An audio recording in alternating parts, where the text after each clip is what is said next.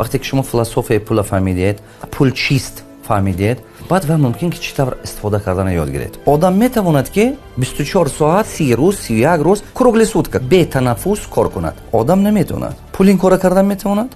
بله. کی کسل میشود؟ کار بگیرید دائما کسل شدن میگیرد. آدم یا پول؟ آدم کسل میشود. پول کسل میشود؟ نه. کی کار با اپازدن میکند؟ دیر میبیاد، عاقب میماند. آدم. پول اپازدن میکند؟ نه.